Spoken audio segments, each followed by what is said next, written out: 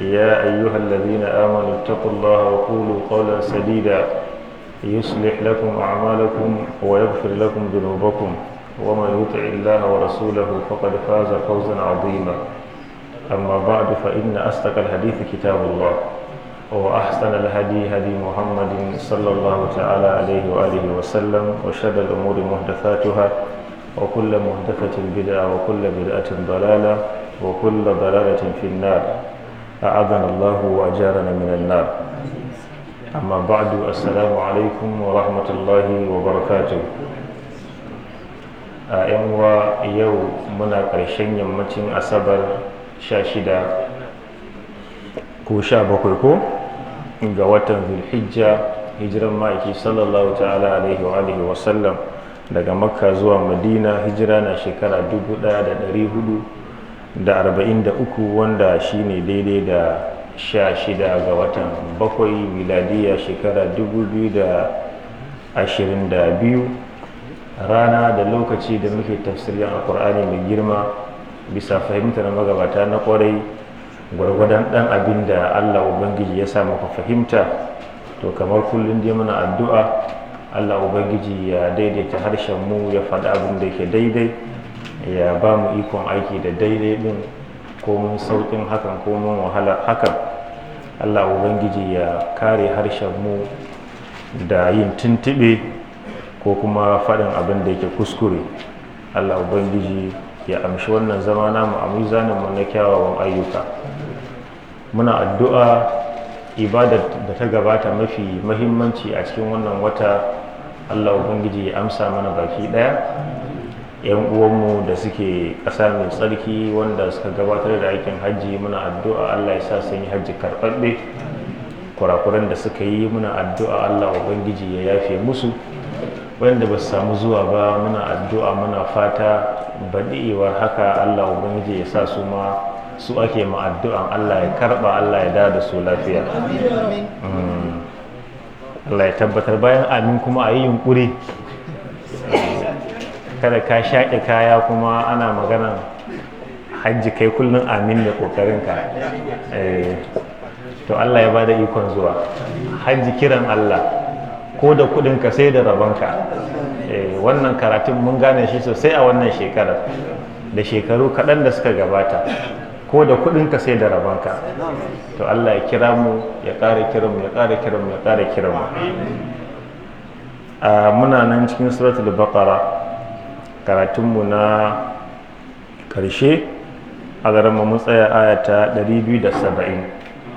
za mu tashi aya ta 271 insha Allah. Bismillah.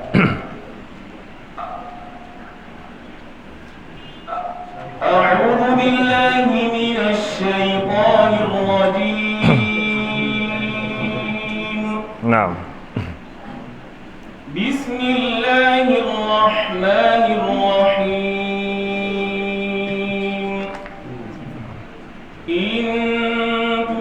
الصدقات فنعما هي وإن تخفوها وتؤتوها الفقراء فهو خير لكم ويكفر عنكم من سيئاتكم والله بما تعملون خبير.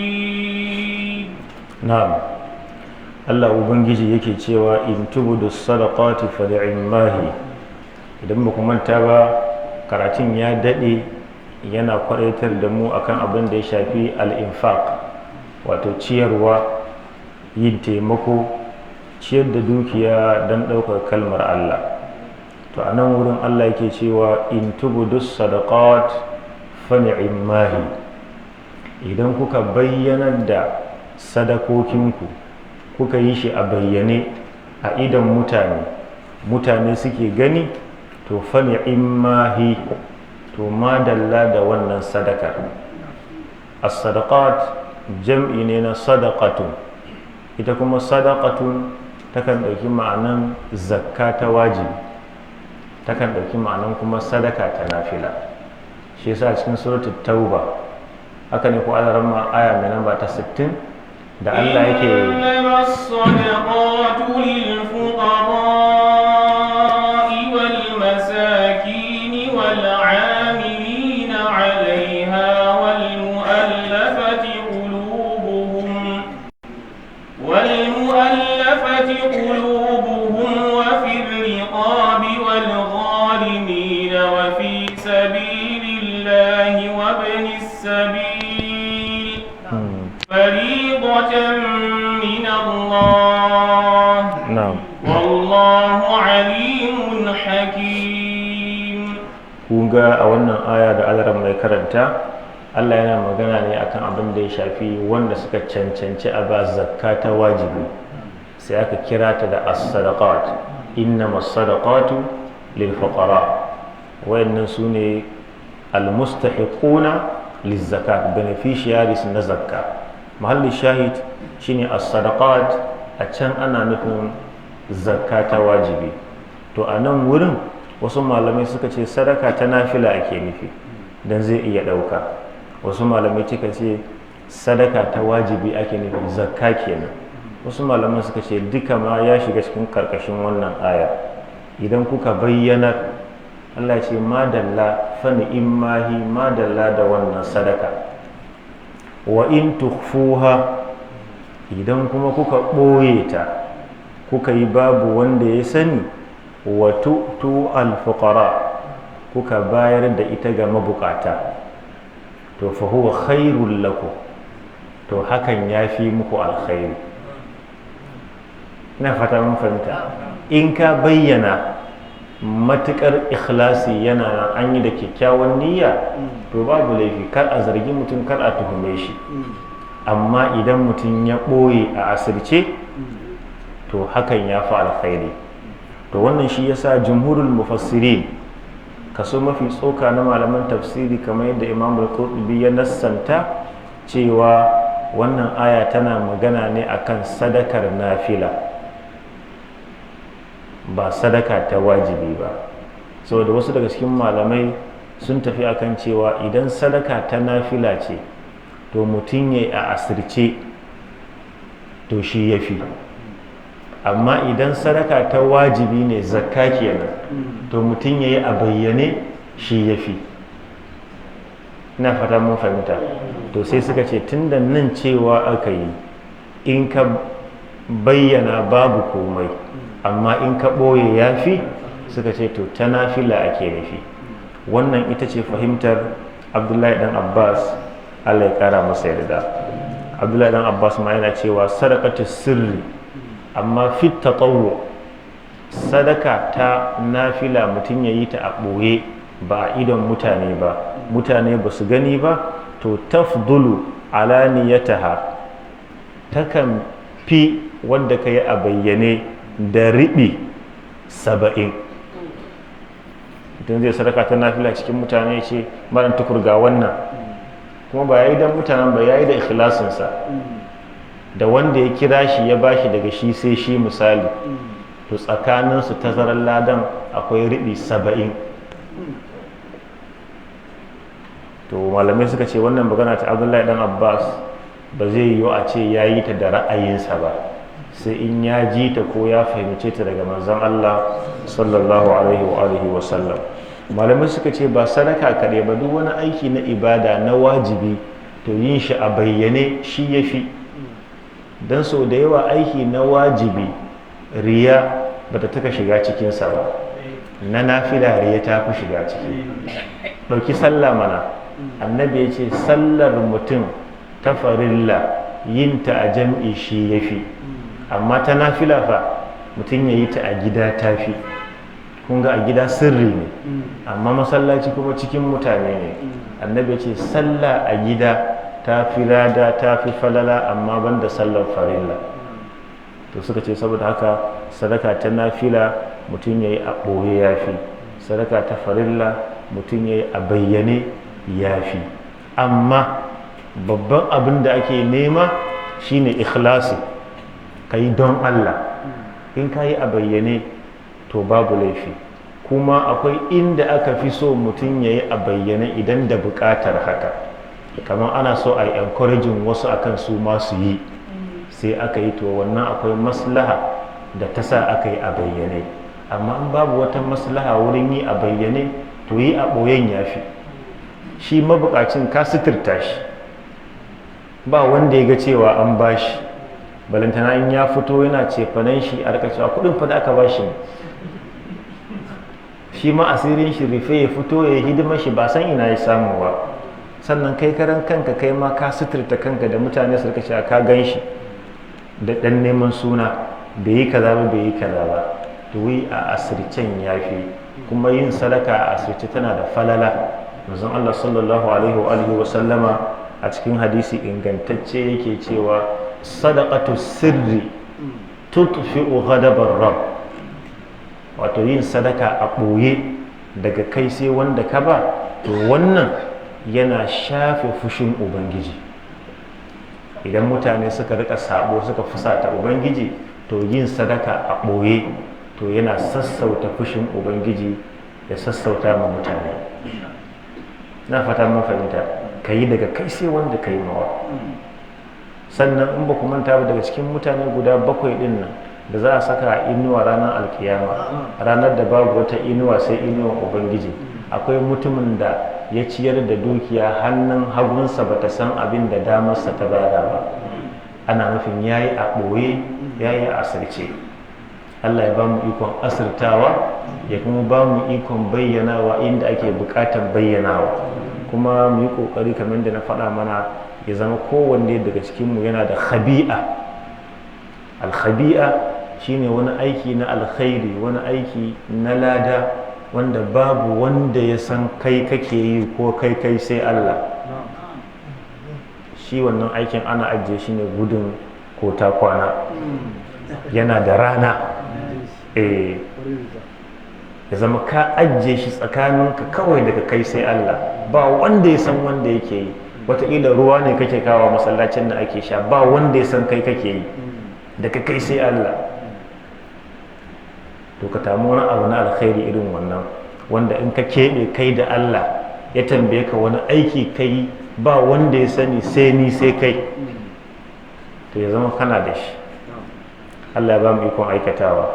Sai Allah ce wa yukaffiru ankum min sayyi'atikum, kuma sannan idan kuka yi sadaka daga cikin garaɓasa da ake samu, to sai Allah ubangiji ya kankare muku laifuffukan.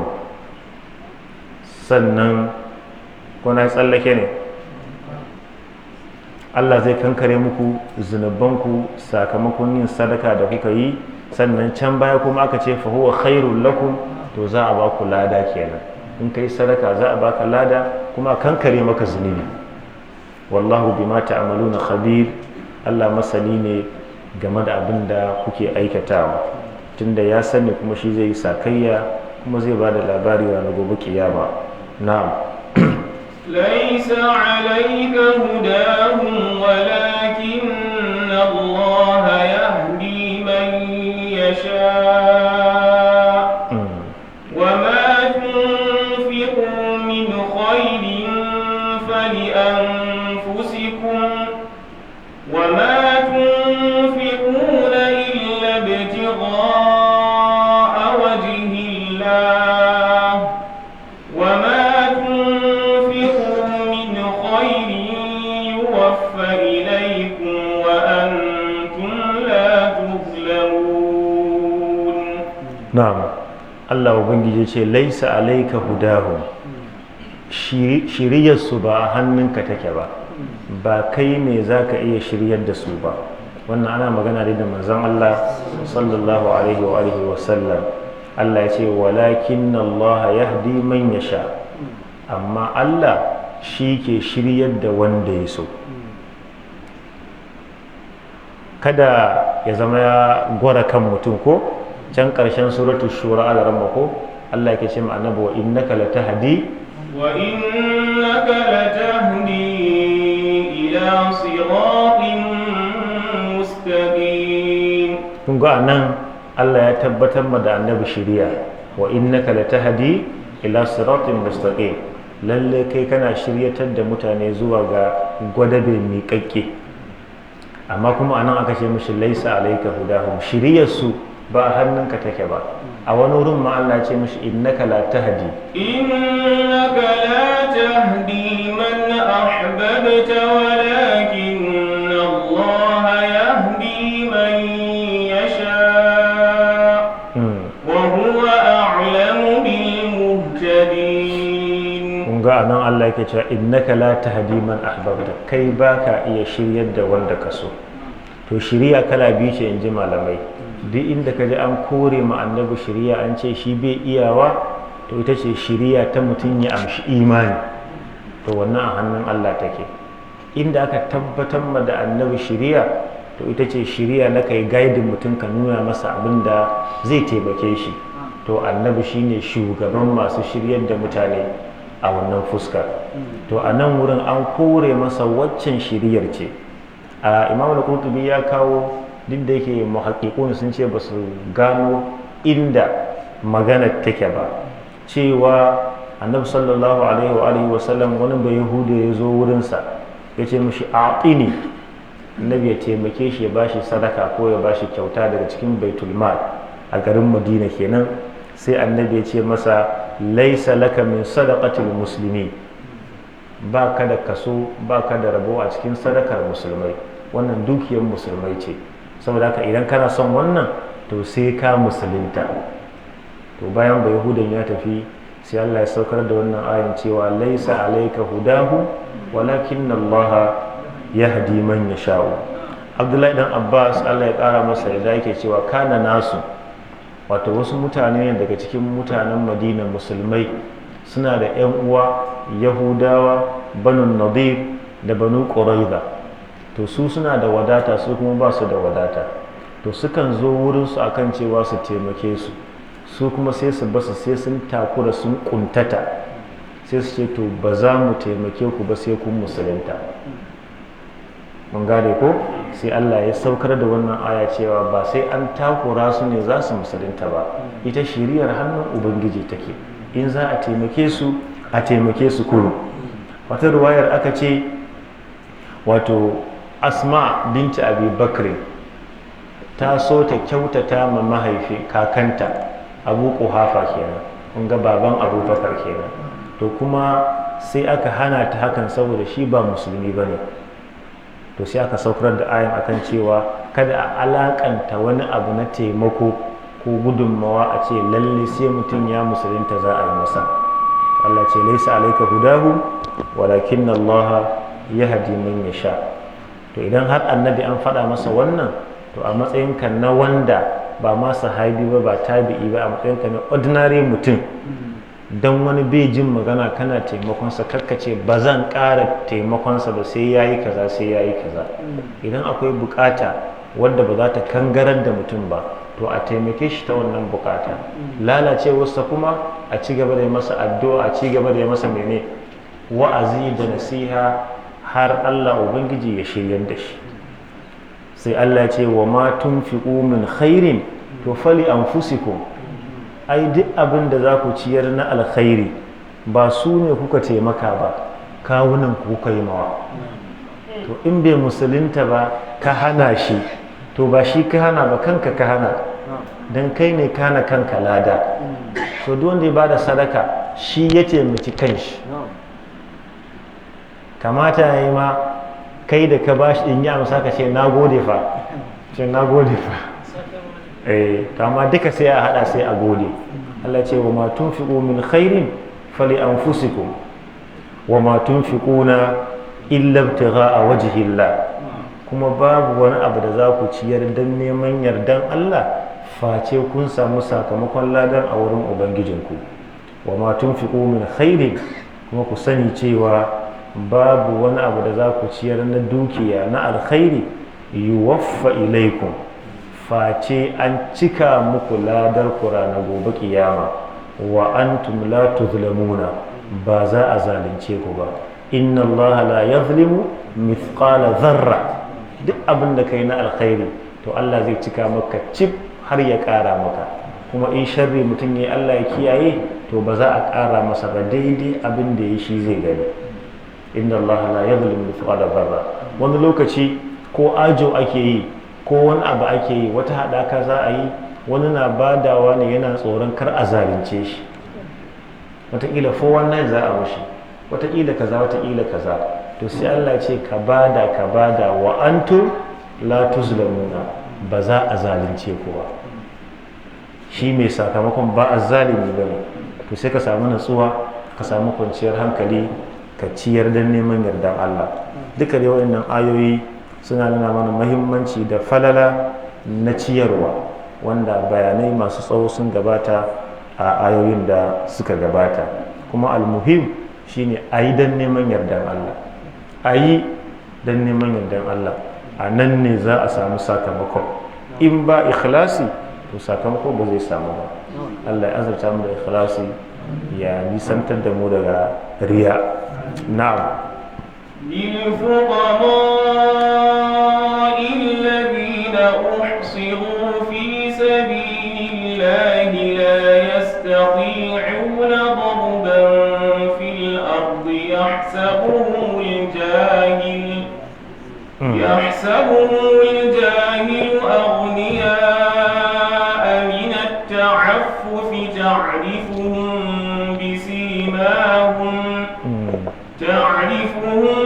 بسيماهم لا يسألون الناس إلحافا وما تنفقوا من خير فإن الله به عليم. نعم. الله يقول للفقراء. wato wannan lamun din sai ka alakanta ta da wancan wa ma tunfiqu din, wato ku ciyar lil fuqara, ga fakirai mabukata. Kada a rika yin kyauta irin ta manyan mutane, ga masu gadi, ga mabukata, ga direbobi nan, su idan an tashi za musu kyauta da azumi sai a ba su buhun gero a ce su raba su 10-10, amma sai a sa musu buhunhuna a pick-up su je su kai gidan honorable wane, ai abokin baba ne, a kai gidan wane, ai wane ne. Wasu sai a kai inda aka kai na bara, in an kawo na bana a nan za a hada a ajiye. Shi wanda ka ba baka taimake shi ba, kai da ka bayar baka taimaki kanka ba. Ba ana badawa don ya amfana ba ne. Wasu manyan mutanen ana ba su, aka ba su ma suna bayarwa, to duka alkhairi ne. Mun san wanda za ka musu tireloli kuma za su rabar. Kun ga wannan kaman an ba talakawan ne, wannan babu illa a cikinsa. Amma a kai ma matsolo marowaci sto ɗin da aka ajiye, idan aka dawo nan za a gan shi. Yana faruwa ko bai faruwa? To irin wannan sadakar Allah ya karba. Allah ya karba, ni ba zan ce ba ta da amfani ba. Malam Ibrahim, kai ka ɗibo da zafi, amma dai in an tashi ciyarwa, a ciyar inda ciyarwar za ta yi amfani. Lil fuqara'i alladhina uhsiru fi sabilillah. Fakiran nan anan malamai suka ce ana nufin ahlus suffa alladhina uhsiru fi sabilillah, wanda aka kange su, aka tsare su fi sabilillahi, ma'ana ko dai zama an tsare su, aikin jihadi ya tsare su. Ina aka fito jihadi, ina za a je jihadi, ba su da lokacin da za su fita masu je nema. Ko kuma a'a uhsiru fi sabilillah, aikin da'a ya kange su. Kamar kun ga ahlus suffa mazauna masallaci ne, ba masu da gidan da za su je, suna masallaci daga sallah sai salati, sai karatun Qur'ani, sai sauraron hadisin Annabi sallallahu alaihi wasallam, sai ziyarar mara lafiya. In an kawo abun sadaka a ba su su ci. Haka suke. To wasu malamai suka ce su ne allazina uhsiru fi sabilillah. Fi sabilillah anan ko dai zama jihadi ko ya zama aikin da'a bin Allah. La yastati'una darban fil ard. Ba su da daman zuwa su je su nema abinci. Shi kasuwanci ba sai da jari ba. To ba su da jarin da su je su yi kasuwanci, ba su da kwalin da za a ɗauke su aiki, inda kwalin ma aikin sai wana da wani. To suna nan muhajirai ne, sun baro komai nasu a garin Makka sun zo garin Madina. To ko su ko masu siffa irin tasu, ko ɗan gari ne ko ɗan ƙasa ne ko shi ne tana, asalin ɗan ƙasa ke na ko to ko shi ne tana yana bukata a taimake shi. Allah ce su wa'annan mutanen ya sabuhumul jahilu aghniya, wanda bai san halinsu ba, wanda bai san haƙiƙanin halin da suke ciki ba, idan ya gansu sai ya ɗauka cewa mawadata ne, minat ta'affuf, saboda kamewa, saboda ƙana'a. ta'arifuhum bisimahum, kana kallon su zaka gane su da alamunsu. Wata alama zaka gani? Malam Mujahid ya ce alamar ita ce alkhushu'u wat tawadu'u, ibada ta huda su, za ga su da kankan da kai, ba rawan kai, ba girman kai, za ga su mutawadi'u, yace shine ta'rifuhum bisimahum. Amma Malam Suddi ya ce abinda ake nufi shine zaka ga alamar talauci tare da su, athar al-qafa wal haja, za ga alama ta bukata tare da su. Duk sanda wani lokaci mutum ya kai ya manajin abu, inda babu nan sai ta mene za ta dan nuna, inda babu ta gaske ce.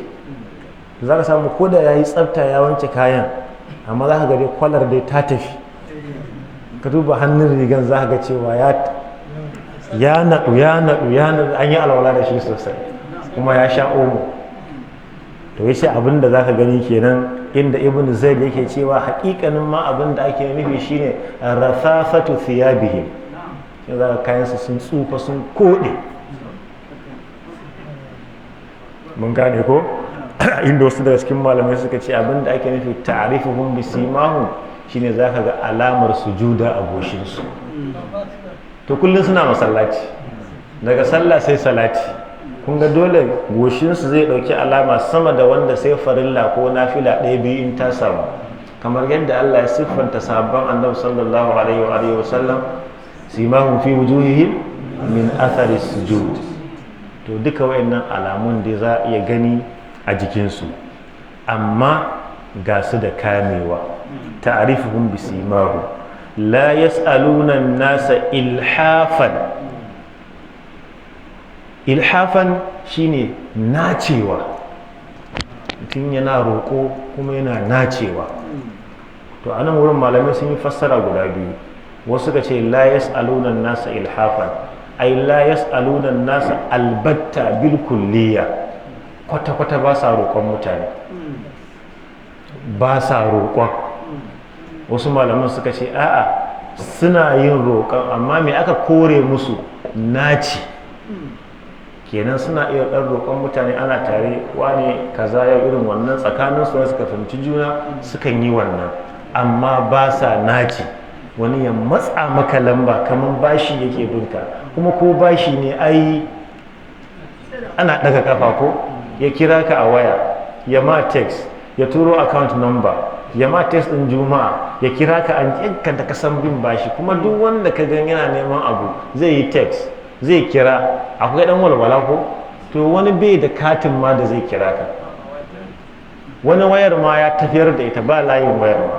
Amma ka ga mutum yana da dan ban iska, ga suna ta damu, suna ta zubar da girman su a wurin mutane. To ba sa yin irin wannan ilhafan din.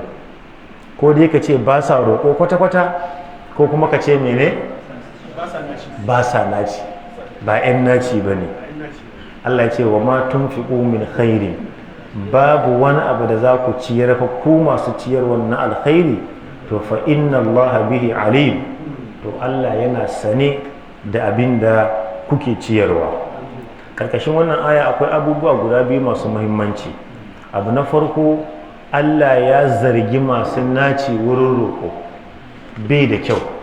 Ba ma nacin ba, roƙo karan kansa haramun ne. Bara roƙo, annabi sallallahu alaihi wa sallam yake cewa duk wanda yake da abin da yake da shi kuma yake roƙon mutane kawai don ya tara, to haramun yake yi, kuma yana roƙon ma kansa wutan jahannama. Man sa'ala nasa takathuran fa inna ma yas'alu jamran, yana roƙon ma kansa garwashin wuta ne, in ya so ya yawaita, in ya so ya karanta. Mutum yana roƙo zai zo nan ya ce muku yana son abin da zai ci abinci, a nan ya samu abin da zai ci abinci, ai ya kamata ya kame, to kuma sai ya tafi wani masallacin. To to kun ga matsalar ba ta cin abinci ba ne, ya zama sana'a. Gobe za ka gan shi har yanzu dai bai ci abincin ba, jibi za ka gan shi ce ma kwana 3 bai ci abinci ba, kuma ɗazu da azahar an ba shi na abinci a wani masallacin. to irin wannan mutanen shi yasa ta ranar annabi sallallahu alaihi wa sallam cikin hadisin muslim an dame shi da roƙo yake cewa to bari in faɗa muku kada ku riƙa naci wurin roƙo. Annabi ce duk wanda ya nace ya roƙe ni har na bashi ban yi niyya ba, na bashi dole, to Allah ba zai sa albarka cikin abin da na bashi ba. Don wani zai matsa maka ne kama bashi ma baka ma so ba, yakan faru irin wannan. Annabi ce to irin wannan Allah ba zai sanya maka albarka a cikin wannan ba. Annabi sallallahu alaihi wa sallama ya zargi masu roƙo sosai. Annabi ce talaka ba shi ne wanda yake mene tunan alfaƙir ko miskin, ba shi ne wanda bai da abin da zai ci yanzu ko an jima ba. Miskini shi ne mai yawan zuwa yana damun mutane da bani bani. Talauci bai hana ka je ka nema ba, ka je ka nema Allah rufa maka asiri, kuma ka yi rayuwa gwargwadon samunka, ka yi abin gwargwadon ƙarfinka. Kenan wannan aya ta zargi roƙo kuma ta yabi kamewa. Ina jin karatunmu na je kenan kafin sallar juma'a ko akan kamewa. Mutum ya zama yana da kamewa, yana da haƙuri da rayuwa, ana amsan rayuwa duk yadda ta zo. In jaraba ta zo a amshe ta, kai ba kai ke controlling lifestyle ɗinka ba, ita rayuwar ita ke controlling yadda ta zo ka amshe ta, to sai ka zauna lafiya. Kamewa abu ne mai tsada. Manzon Allah sallallahu alaihi wasallam yake cewa sharaful mu'min qiyamuhu bil layl wa izzuhu istighna'uhu 'anil nas. Wato sharaful mu'min, wato darajar mumini shine ya rika tashi cikin dare yana sallah, amma kuma ɗaukakarsa da kwarjininsa da ƙimarsa idan mutane shine ya rufe idansa daga amsan abin hannun mutane. Ka daina roƙon mutane, ka daina damun mutane da bane. Ko mutum yana tallata ma cewa inda matsala yi mun magana, shi ba Allah bane. Lokacin da ya ce ma inda matsala, hala a lokacin yana cikin mood din gaya maka inda matsalar ne. Ta akwai sanda kuma kai zaka zo da matsalar bai cikin yanayin sauraron matsalar, dan shi bai da siffa ta kulla yaumin ko fi sha'an. Allah ne kulla yaumin ko fi sha'an, kowane lokaci kowane sakan cikin sha'anin miƙawa yake, ya ba wannan kullum cikin aiki yake. Shi in baka roƙon shi ma fushi yake da kai, amma ɗan adam in kana roƙon shi to gajiyar da shi kake yi. Ɗabi'a ce haka Allah ya halatta mutum, ajizancin ɗan adam kenan. Shi yasa wasu malamai suke cewa ma muru'atul qana'ati afdalu min muru'atul i'ta. Wato mutuntaka da karamci na kamewa ya fi falala ma fiye da mutuntakar bayarwa. Kowa ya yi abin ayaba, wanda yake da shi ya daure ya bada, ya yi abin ayaba masa. Suka ce amma kuma wanda bai da shi ya kame bai roƙa ba, to gwanintarsa ta fi na wanda yake da shi ya bada.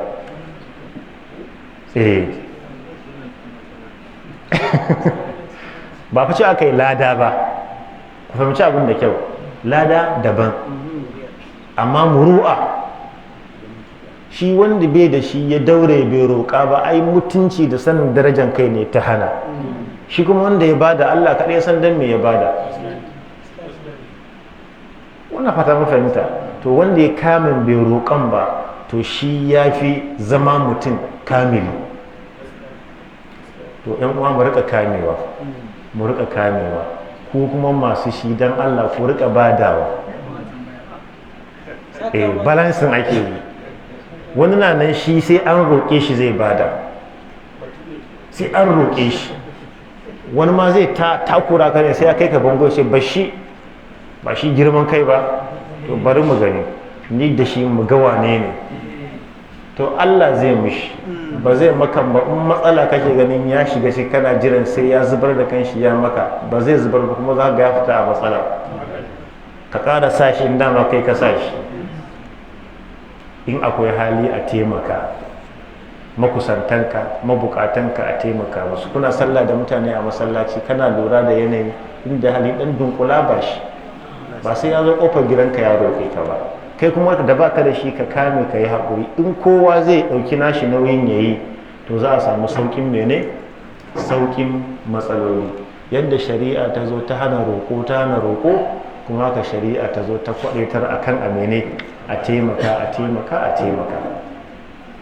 Mun gane ko jiya nake karanta mana wani abu wanda wani mutum ya zo mai roƙo irin wannan, sai yake roƙon wani mutum irin larabawan ƙauyen nan masu iya magana, sai yake ce mishi ya taimaka mishi, sai ce abinda nake da shi daidai bukata ta ce ba zan iya taimaka maka ba. Shi kuma sai tafi yake cewa ainal ladhina yu'thiruna ala anfusihim walau kana bihim khasasa, wa innan mutanen nan, ina ma zan ga mutanen nan masu fifita wasu a kansu, ina ma zan gansu wayannan mutanen da Allah ya yaba ya ce wa yu'thiruna ala anfusihim walau kana bihim khasasa. Kun ga yana mushi gugar zana kenan, yanzu kai ba za ka iya fifita ni ka bani ba kenan. Shi kuma sai ya ce mashi zahabu ma'al ladhina la yas'aluna an-nasa ilhafa. Ya ce a irin wayannan mutanen da suke fifita wasu a kansu, ai sun tafi tuntuni tare da mutanen da ba sa roƙon mutane. To kun ga shi ma ya maida mishi ko? Mai kwaɗayi shi ya san gidan mai rowa. Da su haka mu zama masu mene, masu kamewa, kuma masu shi su zama masu badawa. Aljahil a cikin wannan aya, kalmar jahili a larabci tana zuwa da ma'anoni daban-daban, amma shi malam bahaushe in yace jahili kawai yana nufin mene? Ana nufin jahilci, ignorance. To amma yana zuwa da ma'anoni da yawa a cikin alkur'ani, sai irin yadda ya zo ake sanin ma'anar da za a bashi. Yanzu kamar a nan wurin, ai ba jahilci ba ne na rashin sani. Mun gane ko? Me ake nufi a nan wurin? Shine ka fahimci abu, i'tiqadi shay'i ala khilafi ma huwa alayhi. Ka kudirce abu ka fahimce shi sabanin yanda yake. Misconception shi ma ana kiran shi ne jahilci. A ce wannan ya jahilci kaza, bai fahimci yanda abin yake ba. Akan kira wauta da jahilci. Mun gane ko? Akan kira kuma rashin ilimi da sunan mene? Da sunan jahilci, shine khilaful ilmi ko? Sannan akan kira mutum ya aikata abu ba yanda ya kamata ya aikata shi ba da mene? Da jahilci. Ba mu da lokaci da na ta kawo mana ayoyi ga Allah mana a shirye yake, akwai ma'anonin jahilci a alqur'ani suna nan barkatai, kuma kowanne da aya a kai. Amma ba jahilcin muke nema ba, to mu kyale shi. Ina so mu gama shafin nan ya zama mun rufe abin da ya shafi al'infaq, sai mu tsaya a kai insha Allah ta'ala. Amma wata rana an mu zo wata gabar da muke da yalwar lokaci, to insha Allah za mu kawo ma'anonin jahilci a alqur'ani saboda amfanin ɗalibai insha Allah. Na'am. الذين ينفقون أموالهم بالليل والنهار سرا وعلانية فلهم أجرهم عند ربهم ولا خوف عليهم ولا هم يحزنون. التي الذين ينفقون أموالهم بالليل والنهار. Allah Ubangiji ya yabi mutanen da suke ciyar da dukiyoyinsu billaili wan nahar, dare da yini, sirran wa alaniyatan, a ɓoye ko a bayyane. To irin wa'annan mutane falahum ajruhum inda rabbihim, ladarsu tana nan a ajiye a wurin ubangijinsu, wala khawfun alaihim, kuma babu tsoro a tare da su game da inda za su fuskanta, kuma wala hum yahzanuna, ba za su yi bakin ciki ba game da abin da suka bari a bayansu. Na daga cikin wato baiwa da Allah yake ma mai sadaka shine shi ma idan ya zo mutuwa, Allah zai cire masa tsoro game da inda zai je in ya mutu. sannan kuma Allah zai kwantar masa da hankali game da bayansa. Shi mai sadaka Allah zai kwantar masa da hankali. 'Ya'yanka da ka bari yadda ka ciyar wa 'ya'yan wasu, to shi ma kuma Allah zai kawo ya taimaki 'ya'yanka. shi sa wanda daga cikin magabata shugaba ya yi mulki ya samu kuɗi, aka ce to yanzu ka zo mutuwa me ka bar ma 'ya'yanka? Ya ce ba abin da zai bar musu. Ya ce idan su na kirki ne to Allah zai jibinci lamarinsu, in kuma ba na kirki ba ne to kuma kowa ya je kwaci kansa. Ya ce babu amfanin ma in tara ma maɓannata dukiya. In kuma na kirki ne, ya ce wallahi Allah zai jibinci lamarinsu. Allah yake cewa inna waliyyi Allahu alladhi nazzala alkitab wa huwa yatawalla salihin. Allah shi ke jibintan lamarin salihai. To saboda haka ba ce in kana da hali kakka ma 'ya'yanka tattali ba, amma ba laifi bane yi mai 'ya'ya tattali, amma kakka cuci 'ya'yan wasu kama 'ya'yanka tattali, wallahi ba zai tattalu ba. Amma dukiyarka ta halal ka samu, ba laifi bane ka sai kadara dan 'ya'yanka in sun taso a ci gaba da karatu da sauransu, ba laifi bane. Annabi ya faɗa ma wancan sahabin, wane ne ma? Ko Sa'ad ne ko Amr bin al-As ne, kuma hadisin da suka je Makka rashin lafiya ya kama shi, ba Sa'ad ba ne? Sa'ad ne da yake cewa zai sadaka da dukiyar shi gaba daya. Annabi ce mishi a'a yayi yawa, ya ce rabi, annabi ce yayi yawa, ya ce to ɗaya bisa uku, annabi ce to ɗaya bisa uku ma yayi yawa, amma dai kana iya yi, babu laifi. Annabi ce ka mutu ka bar ma 'ya'yanka ɗan abin da za su mora yafi fiye da ka mutu ka bar su zama mabarata suna ta damun mutane da bani bani. Amma at the same time da kake yin wannan, kada ka ɗauka cewa kuma wannan shi zai raba su da wahala. Allah shi zai azurta su kuma shi zai raba su da wahala, amma kai wannan abin da kake iyawa ne kayi. Ina fata mun fahimta.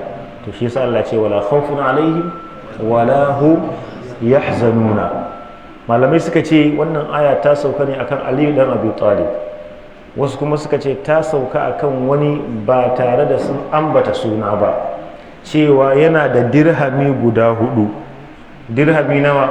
Dirhami 4. Sai ya ɗauki ɗaya sai ya ciyar da shi da dare, ɗaya ya ciyar da shi da rana, ɗaya ya ciyar da shi a asirce, ɗaya ya ciyar da shi a bayyane.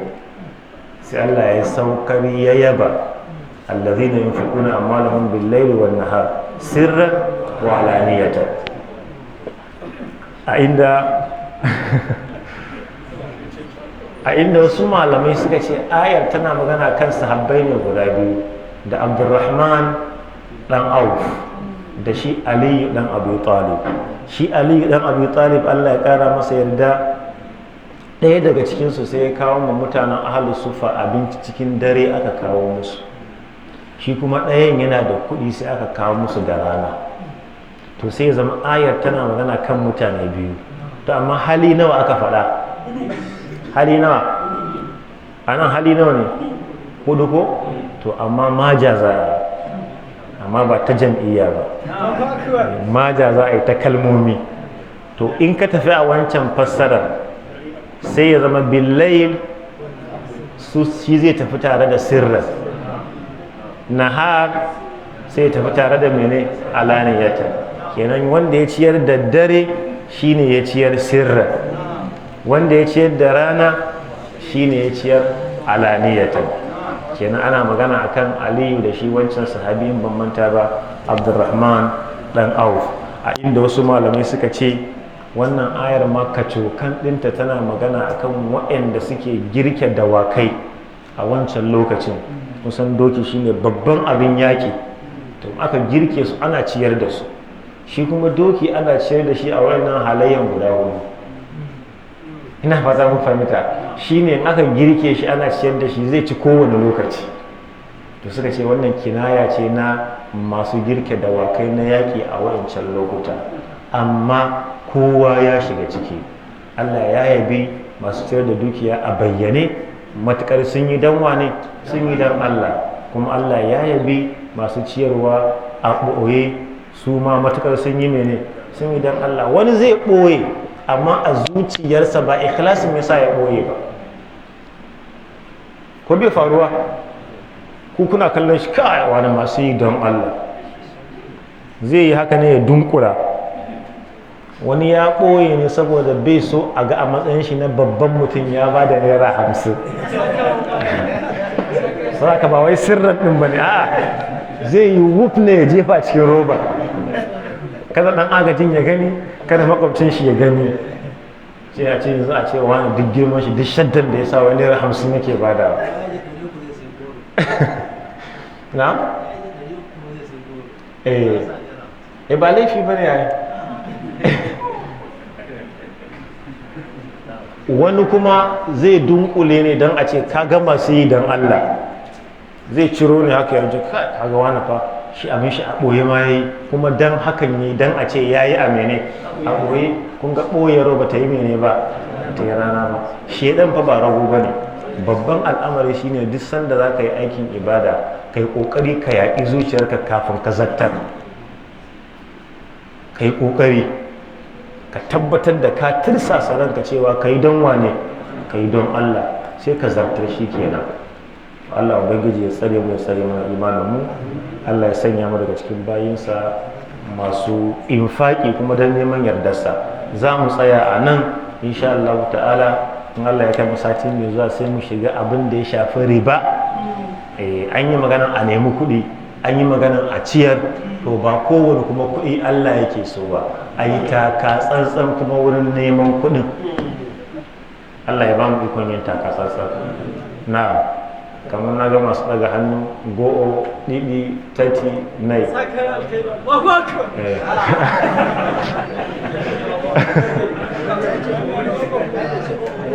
To bari mu fara ta nan. Na'am.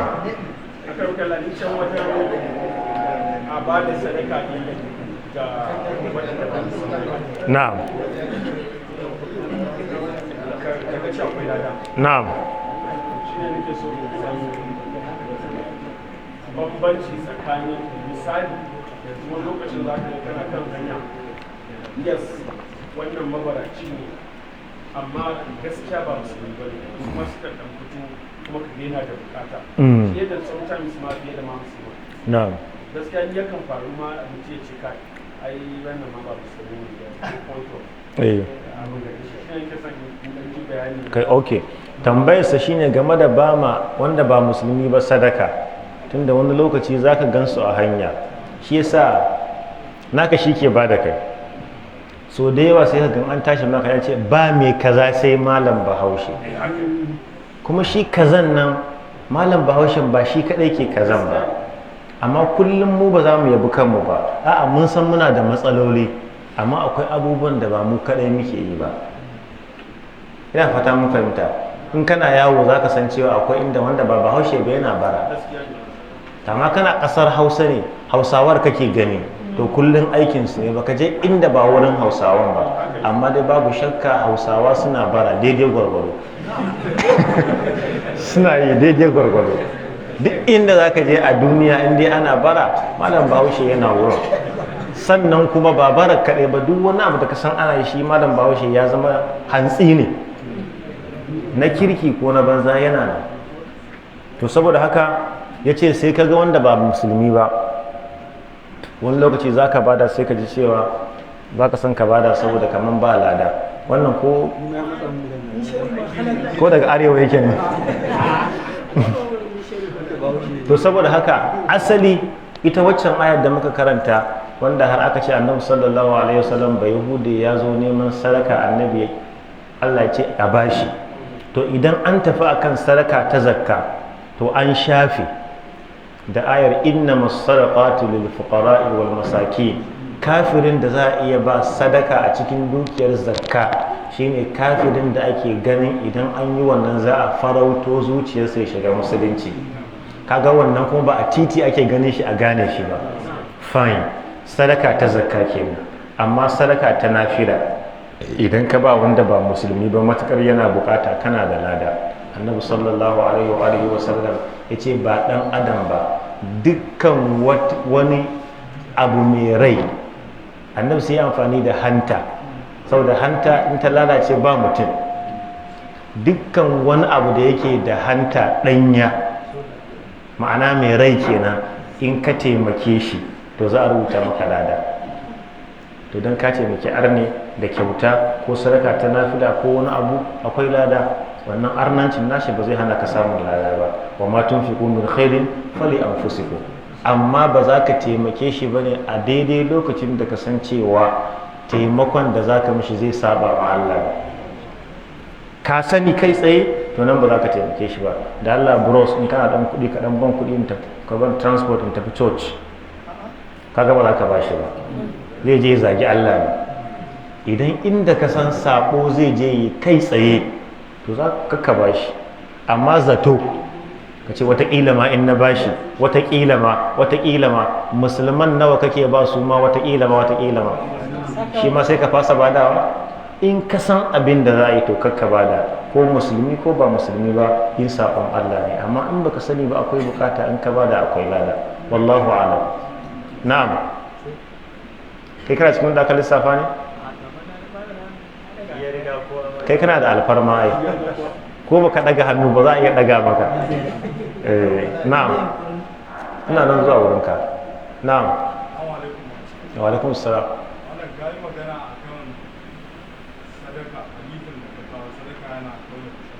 Na'am. Idan mutum ya yi sadaka, to privilege yana ga wanda shi ya yi sadaka personally ne ko kuma duka dan ana saba ma Allah. Sadaka ma dai ya saba ma Allah. Mutane da yawa za su saba ma Allah. To kushin nan da duka generally ne ko kuma kai ne kai personally. Me yasa kake so ka san wannan amsa?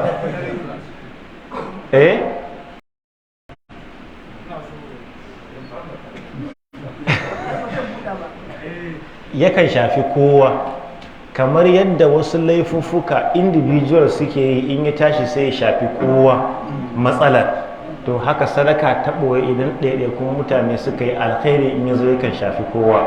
Wa ma rabbuka bi zallamin lil abid. Idan ya ce wattaqu fitnatan la tusibanna alladhina zalamu minkum khassa, ku ji tsoron fitinar da ba wanda ya ja kaɗai take samu ba. To kuma wurin irin wancan ya ce kawai wanda ya shi zai samu, kaga ai wannan ya wuce girman ubangiji ba zai irin wannan halin ba. Lada kai kadai za ka samu, amma sassauta fushin ubangiji kowa zai amfana da wannan. Na'am.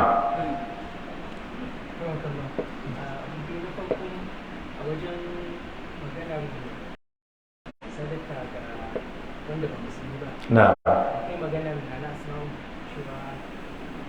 ita ba kakanta yi sai zama kan ba ƙara sanar cin ba cewa da yake kakan ba musulmi ba ya zo ya musulunta ya gaba to don kara fahimci cewa ya musulunta ko bai musulunta ba? Ya musulunta, ya musulunta. sai abu da biyu, ƙur'ani babu tutorial, babu balaga ta ƙur'ani ta wuce a maimaita abu babu takrar. ayan nan sai ta maimaita tunfi hasso. Na'am. Cikin karatun da muka yi an faɗa tunfi ya kai su shi da kusa ba. Na'am. Akwai hikimomi da yawa, kowace yanzu da ko tunfi guda uku a bambanta ma kowanne. To kaga nan wurin abin da ake so a nuna maka duk abin da za ka ciyar na alkhairi kanka kaimawa. A nan ba ana maka maganar ladar ba ne, ba ana maka maganar ikhlasin ba, duk abin da kai kanka kaimawa. Na'am. Kaga ana maganar kuma mene shi infaƙin an alakanta shi da mene, da ikhlasi, neman yardar ubangiji.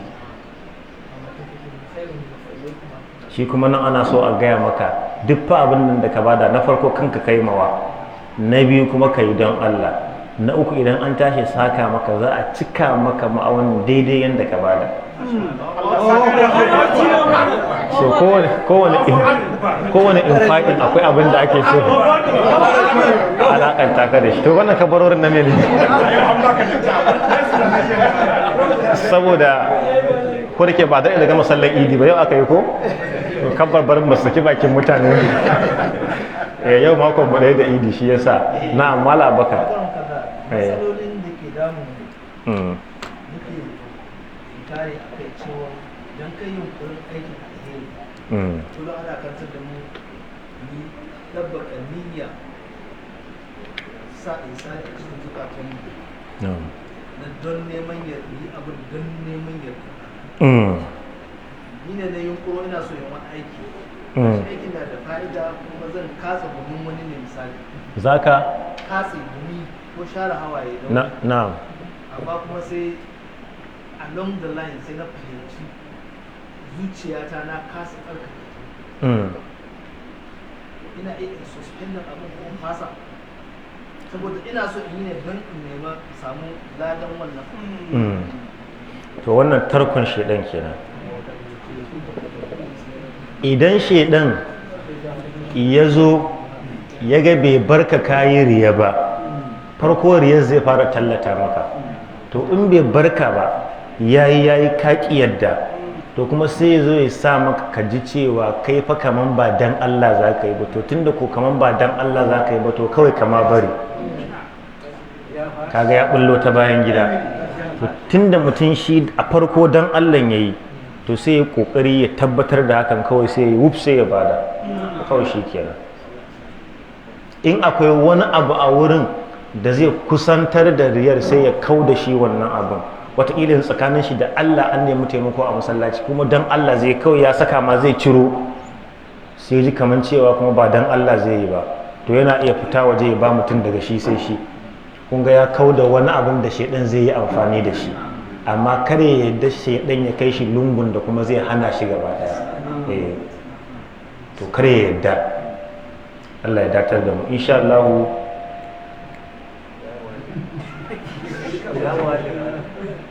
daya biyu uku shikenan insha Allah to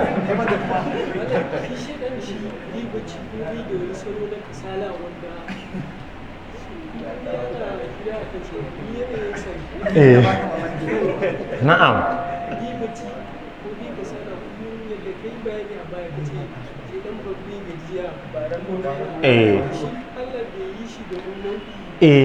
bai yi shi haka ba shi haka yadda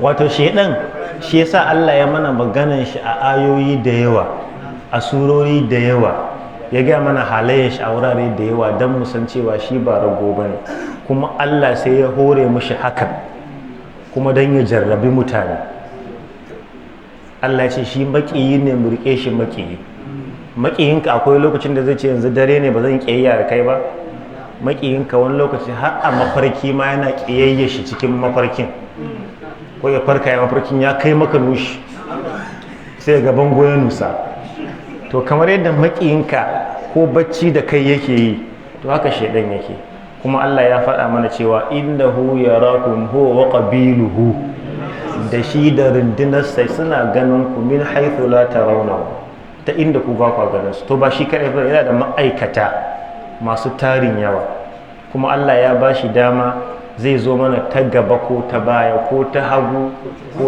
ko ta sama ko ta ƙasa yana da wannan damar saraka tsiyayya shedan Allah ya mana adalci ayoyi da yawa ya ta mana bayani to idan muna so mu fahimta sai mun koma cikin alkur'ani amma dai ina jin da dan adam dai ko bai samu dogon bayani ba ya san shedan mutumin banza ne ko bai buƙatar dogon bayani akan ya gane cewa wai shi ya yake ko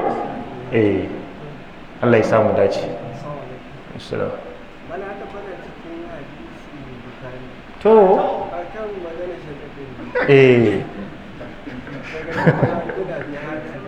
na'am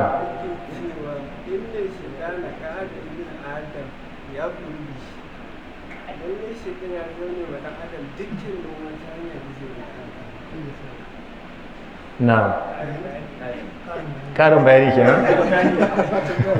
duk da ke da ba masu karin bayanin ba amma ji ana saka da kai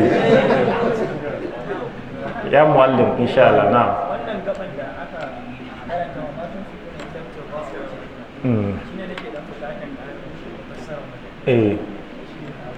babu wani abu da za ku ciyar sai dai ku ciyar da shi don neman yardan ubangiji wannan illa din ba ta istisna'i ba ne sai dai ku ciyar da shi don neman yardan ubangiji ko kuma in ka fassara shi da isna'i to babu wani abu wa ma tunfiqu min shay'in, babu wani abu da za ku ciyar tu'jaruna wanda za a ba ku lada a kansa illa ibtigha'a wajhillah, sai abin da kuka ciyar da shi dan neman yardan Allah.